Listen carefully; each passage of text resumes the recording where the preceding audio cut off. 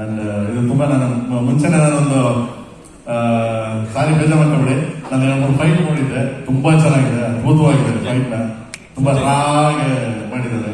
So ಏನಾದ್ರೂ ಅದ್ರ ಬಗ್ಗೆ ಮಾತಾಡಂಗಿಲ್ಲ ನಾನು. ಅಂಡ್ ಇದೇ ಡಿಸೆಂಬರ್ 25 ಬರ್ತಿದೆ. ಅಂಡ್ ನಾನು ಅವ್ರ ಬಗ್ಗೆ ಜಾಸ್ತಿ ಹೋಗ್ಲಲ್ಲ, ಯಾಕಂದ್ರೆ ಸಾಮಾನ್ಯವಾಗಿ ಸುದೀಪ್ ಸರ್ ಬಂದ್ಬಿಟ್ಟು ಯಾರ ಬಗ್ಗೆನೂ ದ್ವೇಷ ಆಗ್ಲಿ, ಯಾರ ಬಗ್ಗೆನೂ ಅಸೂಯೆ ಆಗ್ಲಿ, ಯಾರ ಬಗ್ಗೆ ಕಿಂಡಲ್ ಮಾಡೋದಾಗ್ಲಿ ಮಾಡಿದವರಲ್ಲ ಇವತ್ತಿನವರೆಗೂ.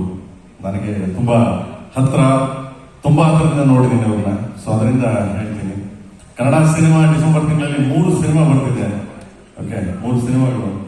ಆಮೇಲೆ ಯಾವುದೇ ಸಿನಿಮಾಗಳು ಬಂದ್ರು ಅವ್ರು ಒಂದ್ಸರಿ ಮಾರ್ಕು ಮತ್ತೆ 45 ಬರ್ತಿದೆ ಅಂತ ಕೇಳ್ಕೊಟ್ಟೆ ನಾನು. ಅವ್ರು ಚೆನ್ನಾಗಿ ಹೇಳಿದ್ರು. ಅವ್ರು ಅರ್ಜುನ್ ಕೇಳ್ದ ನನಗೆ, ಅರ್ಜುನ್ ಅವರ ಹುಡುಗನೇ ಅರ್ಜುನ್ ಜನ್ಯ ಕೇಳ್ದ, ಸರ್ ಏನ್ ಮಾಡೋದು ಸರ್ ಅಂತ. ನಾನು ಅದೇನೇ ಹೇಳಿದೆ ಅವ್ರಿಗೆ, ನೋಡು ಯಾವತ್ತು ಸುದೀಪ್ ಸರ್ ಬಂದ್ಬಿಟ್ಟು ಇನ್ನೊಬ್ರು ಬರ್ತಾರೆ, ಅವ್ರು ಬರ್ತಾರೆ, ಇವ್ರು ಬರ್ತಾರೆ, ಮಾತಾಡೋದು, ಥಿಂಕ್ ಮಾಡೋದು, ಯೋಚನೆ ಮಾಡೋದು, ನೆಗೆಟಿವ್ ಯೋಚನೆ ಮಾಡೋದು, ಇದು ಯಾವತ್ತೂ ಅವ್ರಿಗೆ ಮಾಡಿದ್ದೇ ಇಲ್ಲ, ಮಾಡೋದು ಇಲ್ಲ.